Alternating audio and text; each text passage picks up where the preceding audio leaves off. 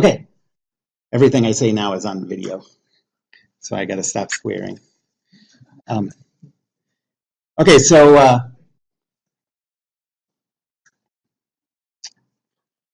to get to D2L, most people here, I'm sure, are very familiar with D2L, but everything that every document that I want you to have and everything is going to be posted on D2L. So get in the habit of going to D2L regularly. You know, just check it once a day. It doesn't take any time. And to get there, go to the Normandale main page, click on D2L.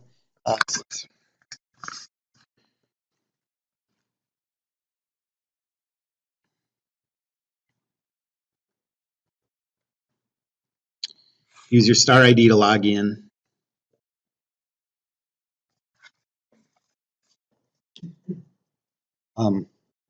And if you go to the page for statics, right now it looks like this, but so there's nothing really there. But every time I post a new document or whatever, I'll mention it up here. So you can just go to D2L, just scan the front to see if there's anything new on there. Every day after class, well, possibly, well, yeah, including today, I guess. It's not going to be much of an assignment, just like reading through the notes and whatever. But every day I'll give an assignment up there that says, read this, do this, and that's the stuff that you're supposed to get done before the next class. We have 2 classes a week. The Tuesday class, you know, you only have 2 days until the next class, so those will always be shorter assignments, and then 5 days between the Thursday and the Tuesday, so those will always be longer assignments. The only thing on this D2L page so far is if you go to materials and content. Oh, I guess I put a bunch of stuff up. There's the syllabus for the class, a vector review, some programs that might be useful in this class for a TI-89 calculator. The reason I have it up there for a TI-89 is because that's the one I have. I could easily help you modify it if you have an 84, an 83, or an 86. I know probably most people have Inspires now. I can help you figure that out, but I haven't had, I need to buy one of those eventually, but so I'm not very familiar with it, but we can figure it out with YouTube and whatnot. Was that what you were going to ask about? For tests and stuff? No. No. Yep. And then some stuff for later. Okay, the thing that we want right now is the syllabus. But by the way, you can see up here, I mean, I'll probably make some minor changes to some of these, but basically all the problems that you're going to be doing this semester are already up there. If you want to try tonight, see if you can do all those problems. If you do all those, you're basically done for the class, you know. But that was a joke. Don't really do that. Okay. Solutions for a lot of them, not all of them, but maybe half to 2/3 or something. And then lecture notes from the last time I taught this class. So these are like the PDFs of what I write out. They look something like this, like you would imagine, you know. So you can always, if there's something you didn't understand when I said it this semester, you know, I probably worded it a little bit different or whatever if you want to go back and look at what I said last semester, or if you want to sort of read ahead, skim what kind of material we're going to be covering, you can go to the stuff from the old semester. So for now, let's go to the syllabus. So course information, syllabus.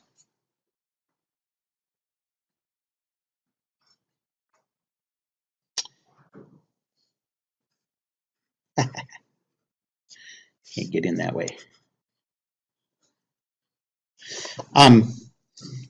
So first is all my contact information. My My name's Guy Olakin. My office is S2302, and I've been in that office like 5 years or something. And I'd been in the office about 2 years, and somebody asked me what my office number was, and I was like S2302, and then I was like, oh, that's not right. That's my phone number. I'm like, so what is it? And then I was like all confused, and then I went up and realized that my phone number and my office are the same. That's awesome. So if you want to call my cell phone, just try the every combination of area code and first 3 digits, and the last 4 are 2302. All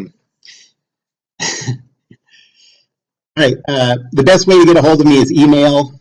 You can call and leave a message, but I don't have a phone in my office, so if you leave a message, then I get an email that says there's a phone message, and then I check it from a different phone, and then I probably email you back. So just email me in the first place. Class time, room number. The people here are exactly the people who don't need to know that. You're the ones who got here. Office hours are Monday through Thursday, 11 to 12, and my office hours are going to be in the tutoring center. You know where the tutoring center is? It's on this floor, just sort of wrap around towards the main stairs. And so the reason I do them in the tutoring center is there's a lot of room for you to sit down, so you can come in even if you've just been having sort of general issues on an assignment, or you just want to work on something, and you know that if you get stuck, I'll be there to help you. You can do that in the tutoring center. So I sort of like working in there. If those office hours don't work with your schedule, just let me know when you want to make an appointment, and we'll make an appointment outside of those to talk. The prerequisites are Physics 1 and Calc 2. I don't really know. I think I might have that one wrong on here, actually. I'm not sure that differential equations is a co-requisite. But anyways, there's going to be very little calculus, almost none. There's definitely not going to be any differential equations. So if you don't have those prerequisites, that's fine. Bring me a card, I'll sign it. But what we do with our prerequisites is just we set the same prerequisites as at the U of Minnesota, since that's where most people are transferring to just sort of give you a sense of like, are you making sure you're sort of doing stuff in the order that is going to make it easiest for you.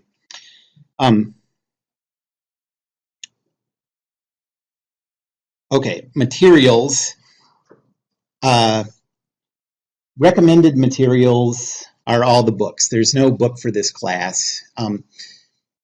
I don't have required textbooks for any of my classes, but there are a couple of classes where I follow the textbook that's given pretty closely. This and D-Form are the 2 classes that are the most different from the textbook. I really think in this class, trying to make sense out of what I'm talking about by reading this or any textbook would just be really confusing. So what you need to do, the only thing you're responsible for is the stuff I say in class, and you need to understand the material based on what I say in class. And so that means if you don't understand something I say, or you don't understand how to do the problems, you have to talk to me about it or talk to classmates about it. There's not really any other resource for it. But as far as recommended textbooks, I think it's especially for future reference to go back to later. I think it's a good idea to have a textbook. This is the textbook they use at the U. It's, perfectly fine textbook. The stuff, that it talks about, I just talk about things in a different way.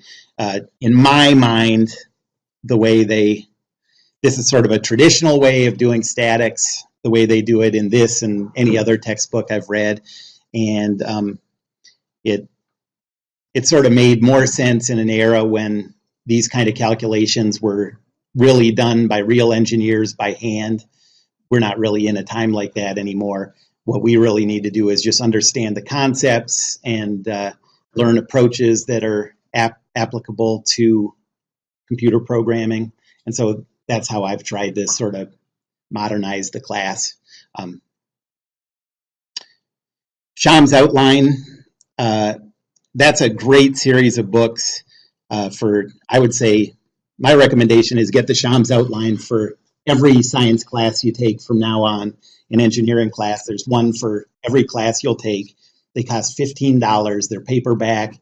They give short little summaries of all the topics to sort of refresh your memory. They're sort of designed for someone who's already taken the class. And then they just give you tons of problems with full solutions to some and answers to all of them. So it's just a great way, like if you're trying to refresh your memory about how to do something, especially for people who might end up taking like the fundamentals of engineering exam. It's a great way to get ready for something like that. When I was like in grad school and I had to get ready for written preliminary exams, Sham's Outlines are just great for stuff like that. And actually, they're $15, so they're really cheap for books, but a lot of them, you might as well Google it first because you can find a bunch of them for free in PDF form online, which is, of course, illegal. So I'm not recommending that, but because it's on video now. And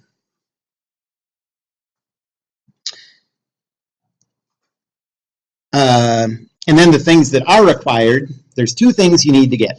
Well, you probably already have the calculator, but you need like a good graphing calculator. You're going to need that for every class coming up anyways. So if you don't have one, you can get one.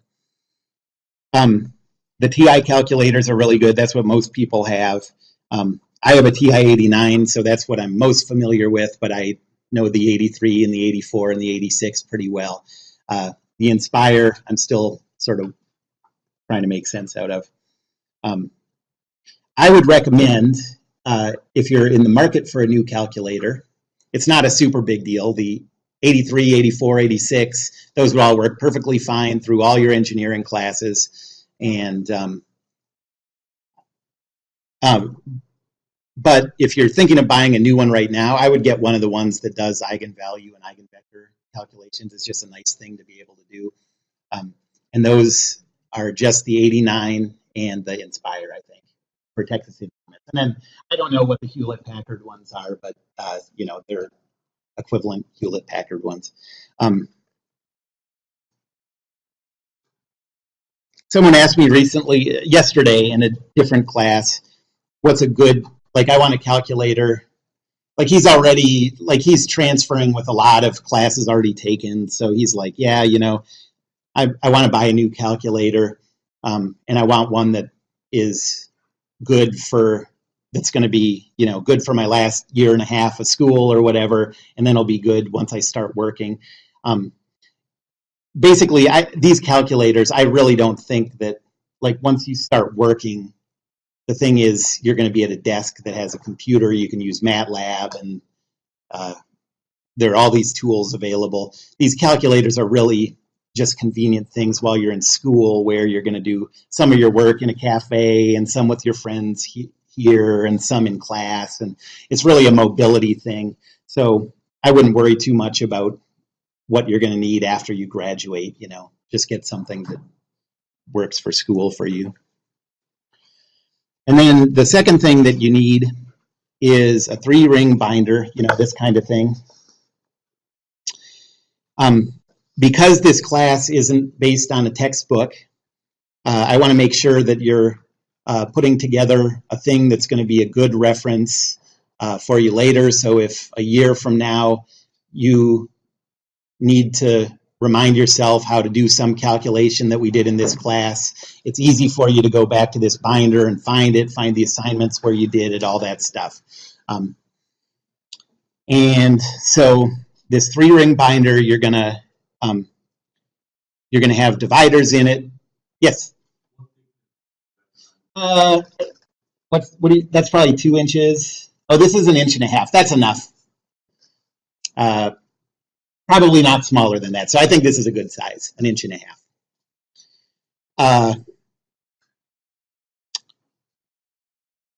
And it needs 3 dividers in it. So you can separate it up into a first section that's just all your course notes. a second section that has the assignment problems and the solutions, and then a third section that has all your exams. After I give them back, you just punch those and put them in there, so that later on you'll just have all that stuff available to you. Any questions about any of the materials, books, or any of this stuff you need to get? Okay.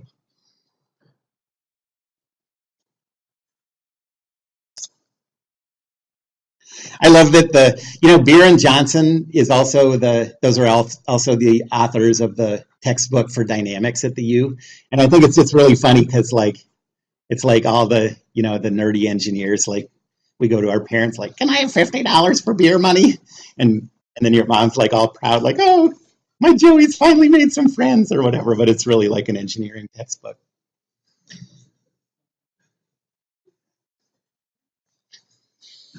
Okay, let's for now skip the course objectives and the topics. Most of that stuff won't make a lot of sense right now anyways. And let's just get down to the grading criteria and how the grades are broken down. Okay, so here's the grading scale. Most likely, everybody who looks at this grading scale thinks the same thing. It looks ridiculously high. But this is just the grading scale that I've ended up on based on experience. I would say, if anything, I'm a pretty easy grader compared to other engineering classes. So, and if people, like if only a couple people in the class are above 94%, then I would relax these cutoffs. So it really doesn't matter, but it really is just a reflection of the way I do this class. I make an effort to cut down a lot on the amount of material that you're taking in. Like in a class where based on a textbook, a lot of times over the course of the semester, you'd be responsible for 200 pages of textbook reading or something. That's all gone. All you have to understand in this class is the stuff that I say twice a week for an hour and a half or an hour and 20 minutes or whatever. So it's a pretty small amount of stuff you're responsible for. And then in addition to that, the problems that I assign are very closely related to the problems you'll see on the exam. It's not the same problems, and it's not just switching numbers or whatever, but the thought process you're using on these assignment problems is the same thought process you'll use on the exam questions. And I make an effort to make the exams, give you plenty of time on the exam, so you won't feel rushed. You won't look at stuff and say like, oh my God, I've never thought of anything like this before. And so the scores will be pretty high. There'll be at least 2 or 3 people in this class who will score, over 99.5%. Like so that's why the grading scale looks high. And then the grade is made up of 3 different things. 70% of the grade comes from exams. 15% comes from the 2 times that I'm going to collect your binders and evaluate them. And then the last 15% comes from in-class quizzes. And so now I'm just going to go through talking in detail about the exams, talking about the binders, and talking about what the quizzes are. Anybody have any questions yet about the grading? Yep.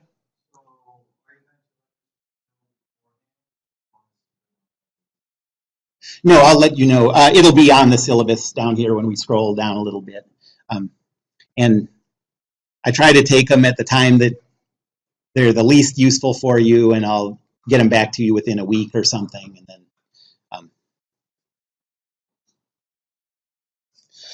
notice that what isn't in there is any kind of assignments. So when I do these 2 binder evaluations, those are the only 2 times that I'm sort of checking your assignments. And I'm mostly, I'll probably look at choose a couple of problems to look at, but for the most part, I'm just trying to make sure that you're organizing your problem solving in a clear way, that you're writing it with care, that you're doing all the problems and doing it in enough detail, that your free body diagrams look nice and it's easy for me to understand what you're drawing. So that kind of stuff. It's going to be more sort of an overall evaluation. So you can think of really like the assignment evaluation is the exams, you know, like all you're really trying to do, most of what you're really trying to do is understand these approaches well enough that you can do the stuff on the exams. Yep. You can do, any of those are fine. So do whatever you're comfortable with.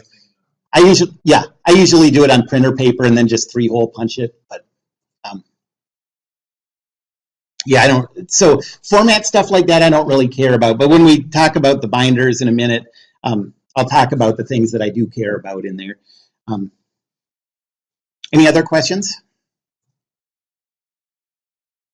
Okay, so first the exams. There are 5 total exams. They're all worth the same amount, so 70 divided by 5 is 14. So each of the 5 exams is worth 14% of your grade. And each of those exams is cumulative up to that point. So you have to keep refreshing your memory on the stuff that we've done up to that point. I'm going to give assignments in a way that helps you keep refreshed on that stuff. In fact, I just started this recently, but I really like it. I don't know, so I'm going to keep doing it. So every problem that I assign through this semester is going to be assigned twice. So it's going to be assigned when we're going through that material. So say there's one of these problem sets has numbers 1 through 10 on it or something. So when we go through the material, I'll assign 1 through 10. And then maybe 2 weeks later, or 3 weeks later, I'll assign 2 through 10 even.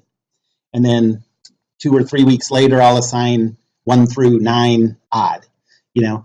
So it's going to keep making you go back and remind yourself how to do this stuff as the semester goes by. In the daily assignments, at the top, it'll say read, you know, today's notes. And it'll also say read the notes from, you know, whatever, 2 weeks ago. So I'll try to help you sort of systematize this process of going back and working on old stuff. But, you know, obviously, for some people, that might be enough refreshing, and some people might need to do more of it. That's sort of how it is with every class. So just remember that when you get to the exams, it's not just the stuff that we've done since the last exam, it's everything. Did you have a question? No. Okay, so here is the makeup policy if you miss an exam. And notice that the dates for the 5 exams are all given there, except for the final. That is available now. I just don't have it on the syllabus, but I can look that up as soon as you need to. But if you miss an exam, one of the first 4 exams, at the time of the exam, you get a 0 on it. So I'm not planning to, except in, you know, sort of extreme cases, I'm not planning to give any makeup exams. But then at the end, when you take the final, whatever you get on the final counts as your score for the final, for exam 5, and it also replaces the score of the 0 that you had before. Okay, so that's sort of the makeup procedure. If you miss, that means that if you miss more than 1 exam, that's bad news, you know, so we need to talk. If you're going to miss more than 1 exam, and you know that already, we need to talk about it as soon as possible. Yep. So, okay, so then, and it does extend to the lowest score. So, so if you've gone to all the exams and your scores are 93 on the first one, 96 on the second one, 2 on the third one, 88 on the fourth one, and then 92 on the 5th one, then your 92 on the 5th one counts as your 5th score, and it also replaces the 2 you got on exam 3.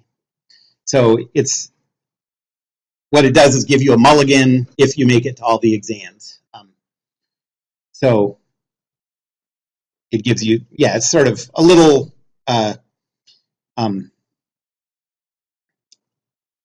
wiggle room if one of them goes badly. Yep.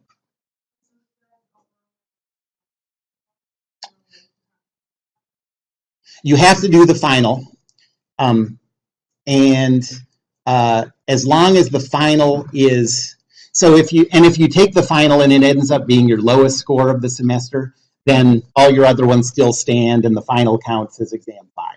You know, so if you got 74 on exam 5, higher on all the other ones, you still get your original score on those 4, and you still get the 74 on exam 5. But if your exam 5 is higher than any of the first 4, then it replaces your lowest of the first 4. Okay. Any other questions about that?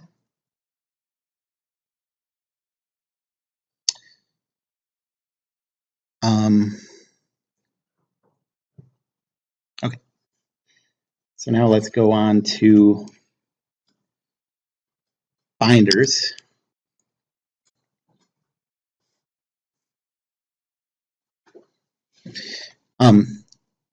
So like I mentioned before, your binder is going to have a section for all your class notes, all the assignments and your solutions for them, and all the exams. And twice during the semester, I'm going to collect all the binders, wheel them down on a big cart, and grade them over the next week. Overall, talking about the binders, everything in them, so this is important to me, everything in it needs to be easy to follow and easy to read. I mean, there's different, people have different handwriting prettinesses or whatever, but, and I'm not really too worried about that.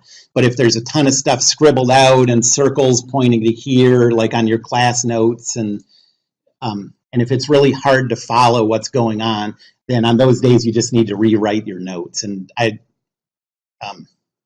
I don't think it's a bad thing to do anyways. You know, it gives you a chance to sort of look back over your notes at your own pace and write them in a format that makes sense to you and stuff. But your notes and your assignments and everything need to be easy to read, easy to make sense out of.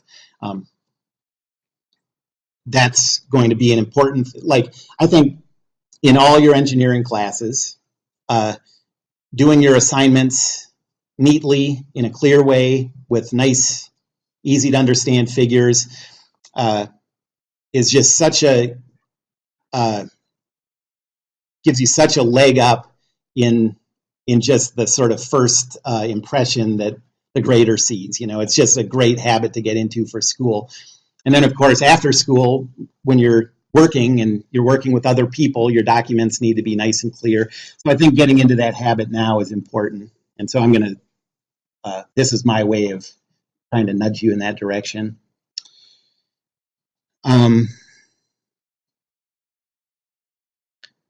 Okay, so the class notes, there need to be class notes for every class. If you miss a class, that's not an excuse for not having notes for that class. That's pretty easy to deal with since all the lectures are on videos on YouTube and all the notes are available. If you want to just, like, I would say if you miss a class, you know, everybody has different ideas about what works for them, and that's fine. But to me, I would print out the PDF of the notes that I took and then watch the lecture video and just write additional notes in the margins as you watch the lecture video. And if you do that, that's fine. Once, you know, print it out, take notes in the margins, 3-hole punch it, put it in there as the day's notes for that you missed. And that's perfectly fine.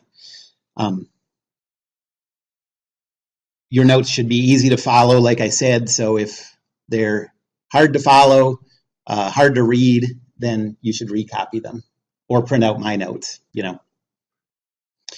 And the biggest reason that that's important to me is because I want this to be a useful reference for you later on. And if it's hard for me to follow, it's going to be hard for you to follow in a year, you know. And then assignments and solutions. Problems are going to be assigned every class meeting. You need to solve all those problems. They're full solutions posted for half of the problems or something. The other ones, I can do some examples in class or come to office hours and I can help you with them.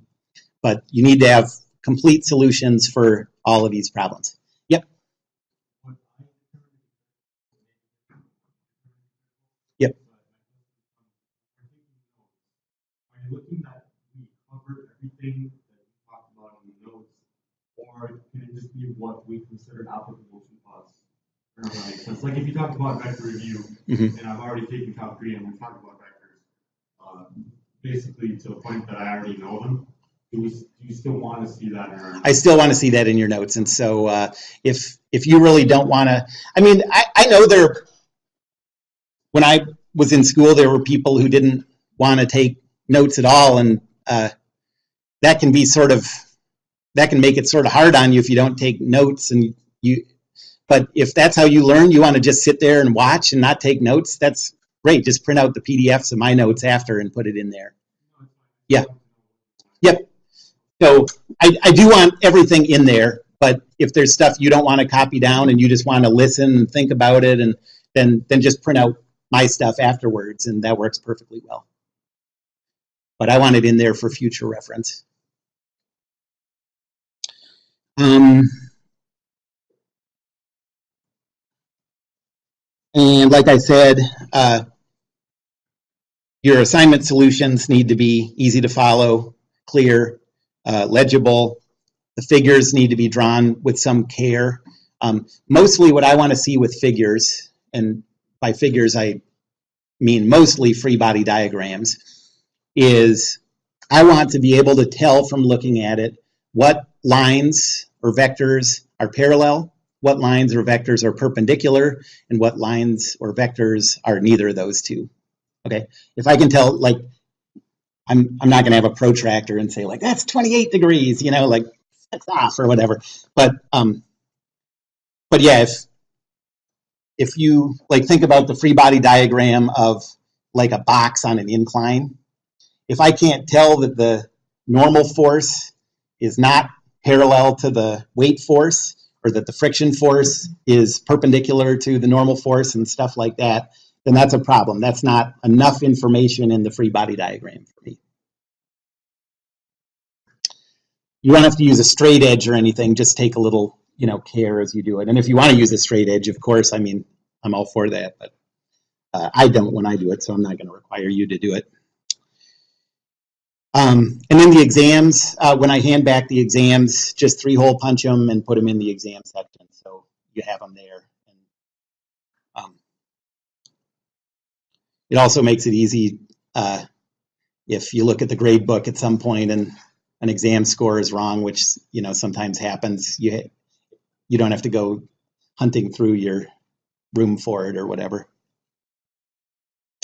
The 2 dates that you'll turn the binder in are Thursday, February 22nd. That's basically after exam 2, and Thursday, April 19th after exam 4. And I'll get them back to you within a week. And then you can, in the meantime, just take notes on loose paper. And then when I give them back to you, you can put the paper in the binder. Question? Oh.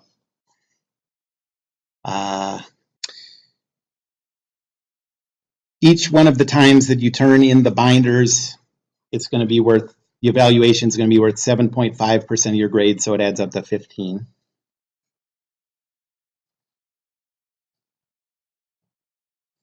And then the last thing is the quizzes. Every other Thursday, we're going to end the class with a short, like 10 to 15 minute quiz. And the quizzes, so let me go back to what the exams are. The exams are nothing but problems. And the exam problems are going to be similar to the problems that are on the assignments. The quizzes are different.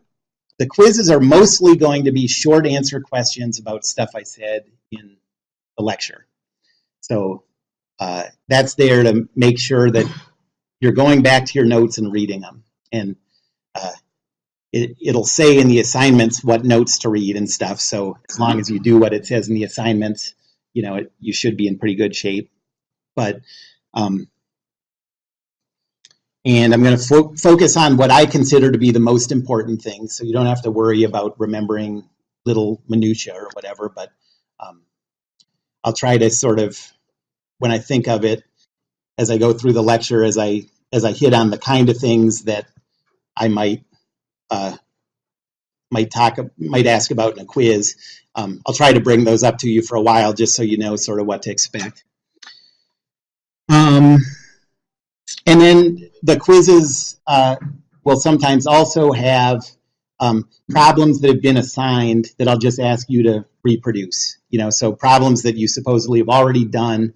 I just want to make sure that you're doing the problems, but also sort of trying to be conscious about remembering what the problem was, you know, how to do it.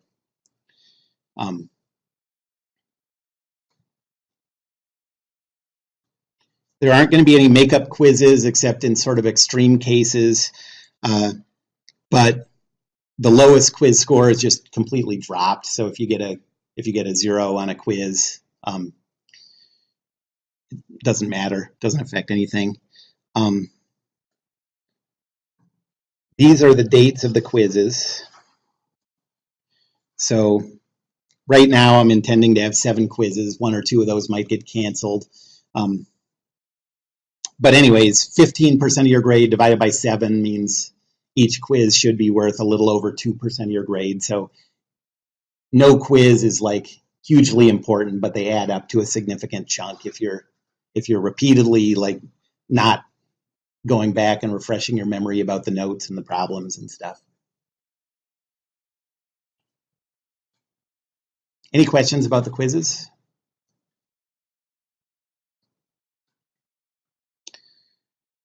And then don't cheat, please. I don't know how other professors feel about that, but I don't like it. Mostly that, in my engineering classes, I don't have problems with that very often, but this is what I do if I find out, you know, 2 people, there's copying on an exam from the person next to you or whatever. Okay, so that's the syllabus. Any questions overall about the class?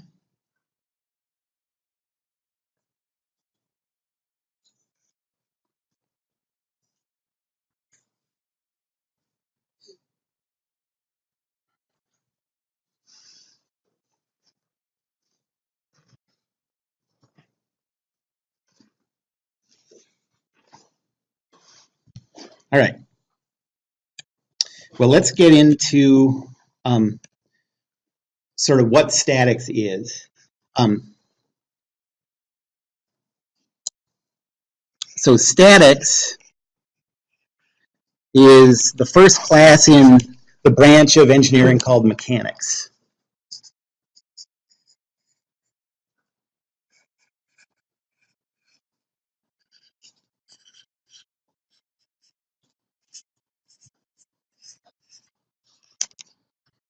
And so let me give you sort of a my version of sort of a tree of how all the classes fit together that you could take in mechanics.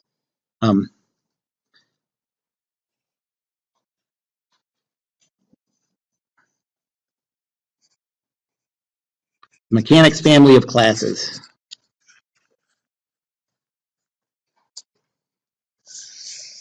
So we'll start with statics.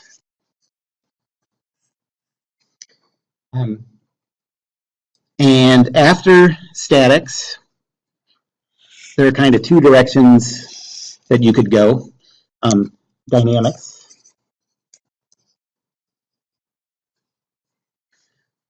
And we teach that here. That's 2236.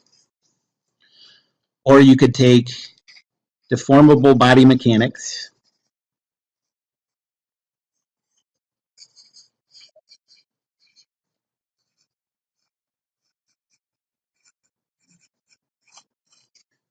And here that's 2331.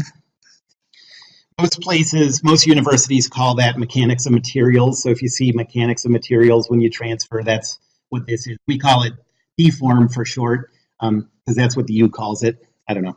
So that's what I'm used to.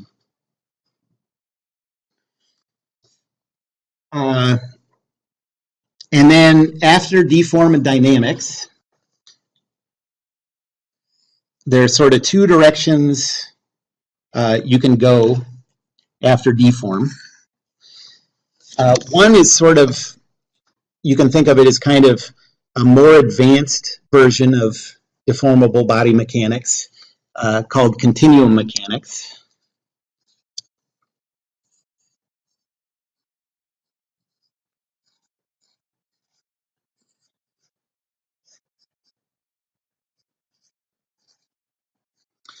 And this is very math heavy.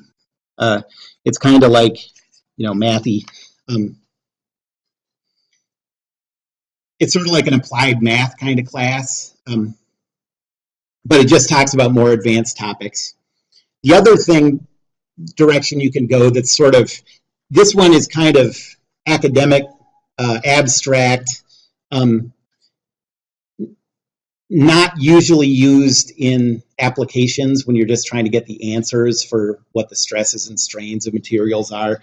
But I mean, it's sort of at the heart trying to figure out what these answers tell you, Most people, instead of going too far in this direction, from here go into finite element analysis.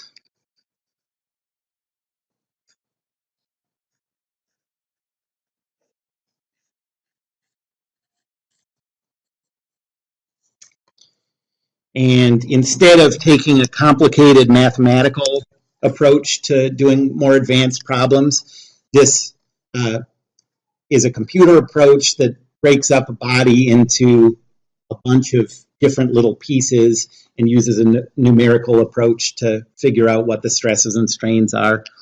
So I'll write numerical computer approach. And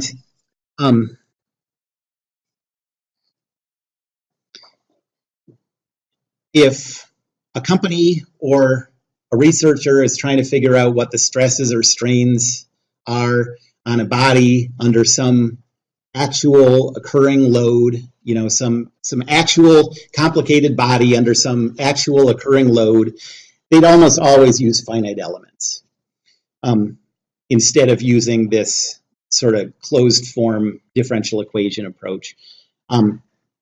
And so I think to most people that sort of brings up the question, like, why are we even, why would we start down the path of doing hand calculations for these things, which is what we start to do in deform? And, the answer is, first you have to really understand what stress and strain are in order to meaningfully interpret the finite element results that you get.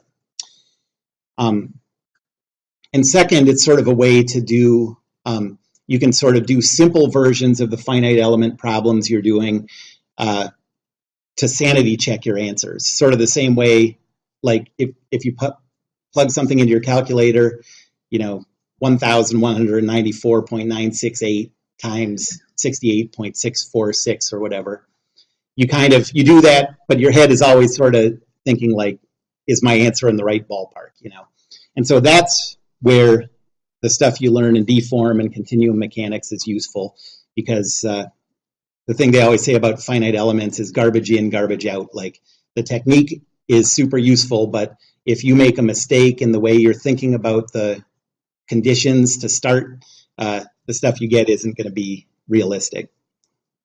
Okay, so why are we talking about that? I don't know. And the other direction that you'll go from statics is dynamics. And from dynamics, you'll go,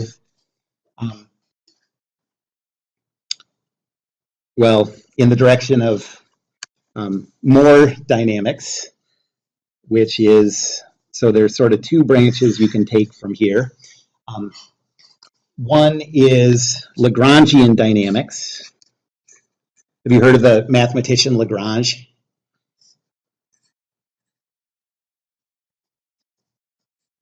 So that's what Lagrangian means. This is his approach. Lagrangian Dynamics. The other approach is Newtonian Dynamics. I know you've heard of that guy.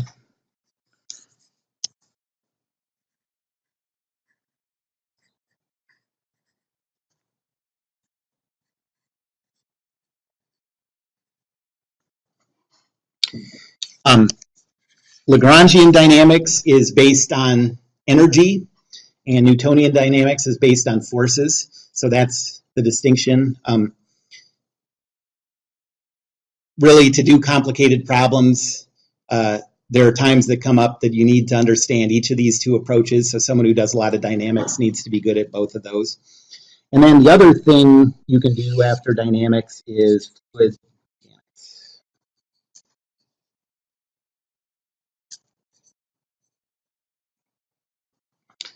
So for anybody who, well, I suppose anybody here who ends up doing aerospace engineering is probably going to take all of these. Someone who takes mechanical engineering probably won't do Lagrangian and Newtonian unless that's a particular focus of yours. Probably won't do continuum mechanics. Someone in civil, depending, So not all of you are going to take all these classes, but this is sort of a flow chart of the direction you could go from here. Any questions about that? And here are some examples of the kind of problems that we'll be able to do in statics.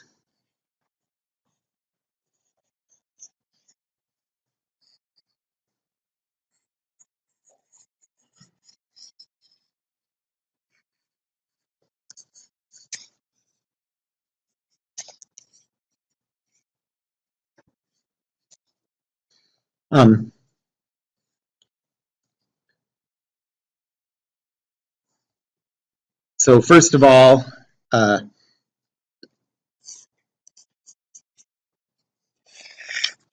you could have a case where you have some kind of object that's attached to something else here, and there are forces applied there and there and there. And you want to know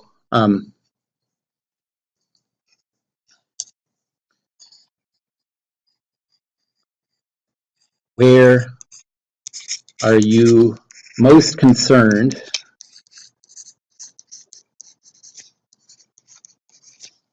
about fracture. So this beam, if these forces F and R are big enough, this beam is going to break no matter what material it is. Where are you most concerned about that fracture starting?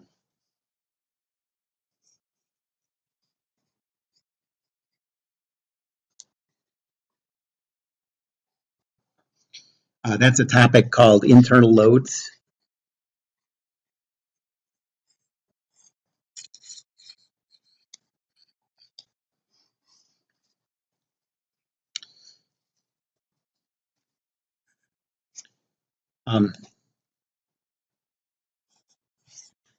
We'll also do a lot of problems of a type like this, where maybe there's an object connected to the floor like that,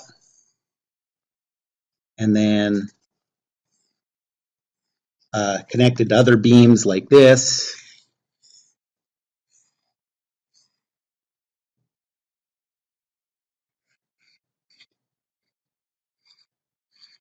Make that a roller. And then there are forces applied here and here. And if each one of these individual beams is called a member,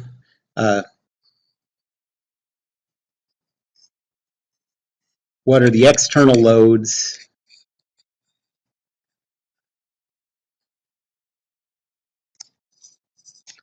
on each member?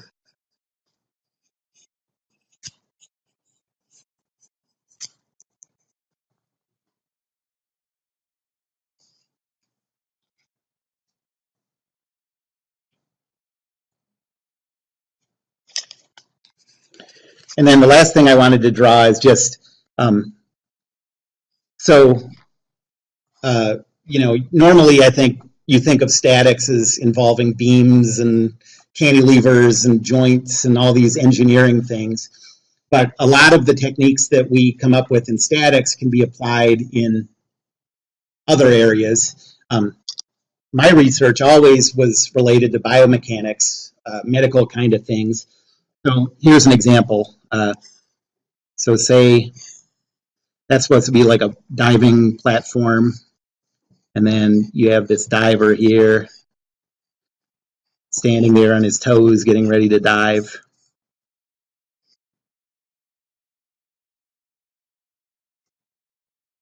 Bathing suit.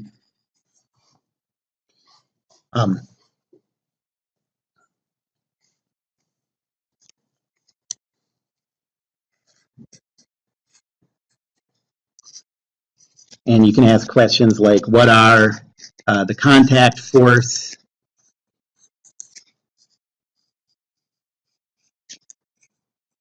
at the ankle? Like maybe a person has an ankle injury and they're during some kind of motion, they have pain.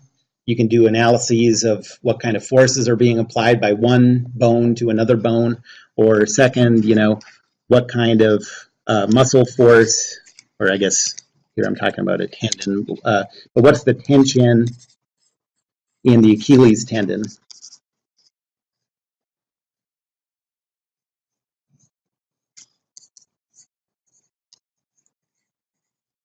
And you might ask that for the same reason. If this person has an injury and you're trying to figure out what kind of motions are okay for them to do as they're doing rehab, there are a lot of reasons that you would want to figure out the muscle force that's being applied or the tendon force, and using the methods of statics is one of the key ways that you can do that.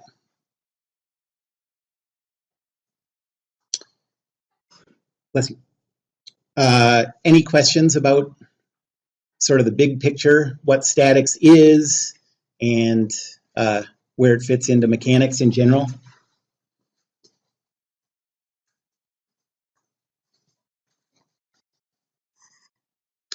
Okay, the statics equations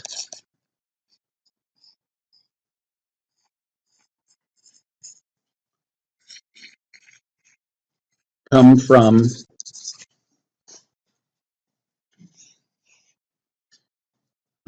Newton's second law. I always use that abbreviation, Newton's second law.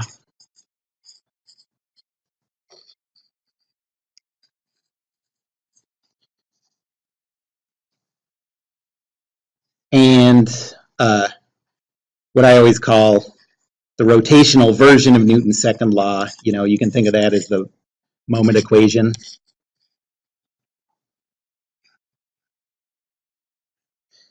So those equations say, Newton's second law says the force, the net force acting on the body, so F net, and that's a vector, is equal to the mass of the body times the acceleration of the body's center of mass.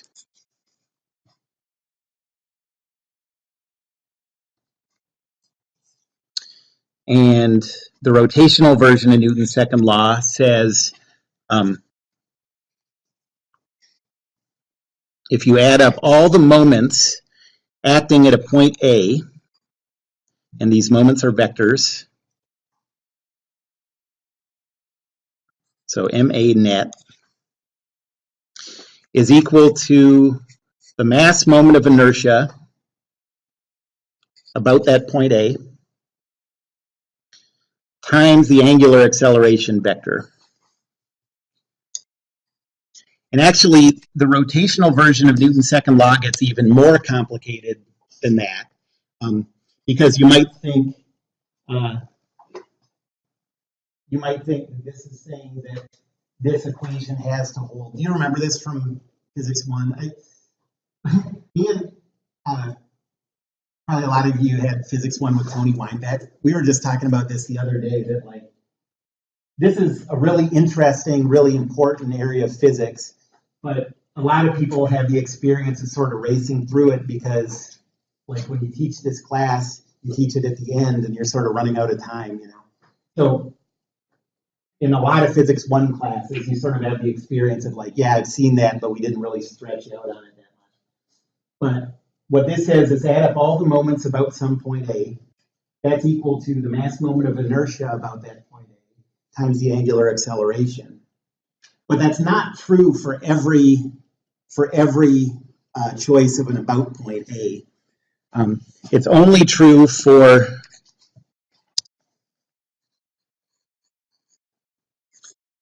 A. It's one of two things. So A has to be either fixed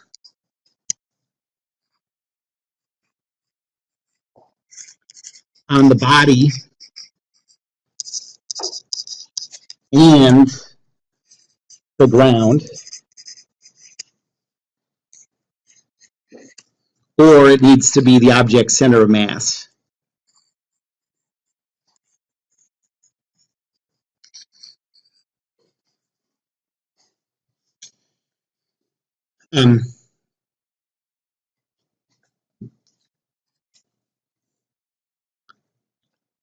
So the reason that we're doing statics as a first class before you start doing complicated dynamics is that a lot of the complexity of these equations disappears when an object is still.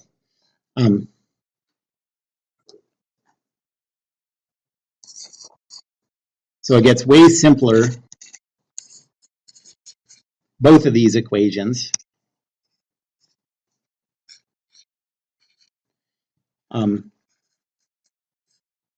When the acceleration of the object's center of mass and the angular acceleration vector are 0. That's what static means.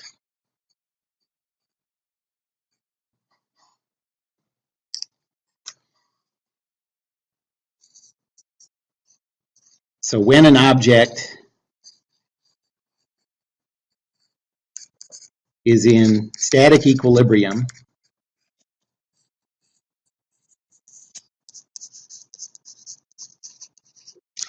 those equations simplify to this.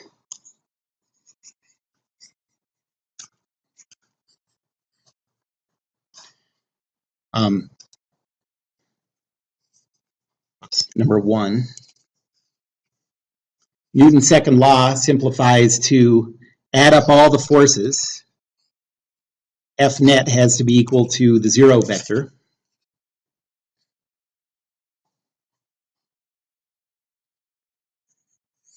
And the rotational equation simplifies to this. Ma net is equal to 0.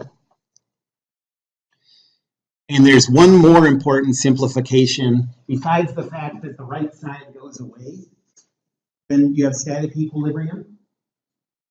This complicated set of criteria for what A can be also disappears in the static case, because if the object isn't moving, then that point A is automatically fixed in both the body and the surroundings, the ground.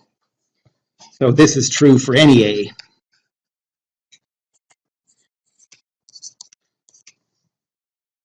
So for our equations, these are the two equations for statics.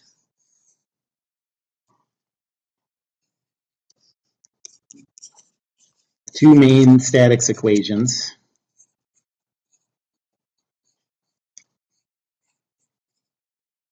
You can choose any point you want as the about point for the moment equation. The one downside of that, so it's nice to start with something simple. Basically, the idea of statics is, instead of just immediately attacking the full equations of dynamics, of Newtonian dynamics, we're going to not worry about this stuff and we're going to develop good skills at working with the loads, the forces and the moments. But to me, the danger is that you get so used to being able to choose your about point anywhere you want that when you go to dynamics, you're sloppy about choosing that about point. So I just wanted to bring up the fact that that A really technically, there are only two possible choices for that to use the equation. It's just that only dealing with bodies in static equilibrium means that A, no matter where it is, meets that criterion.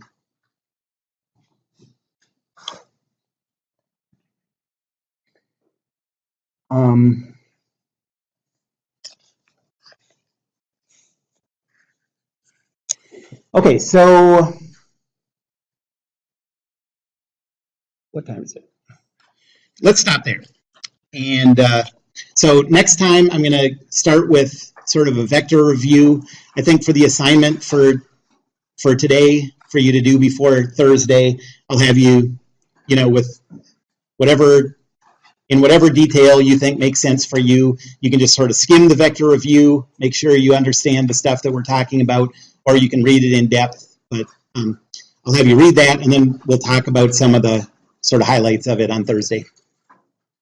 Okay, thanks.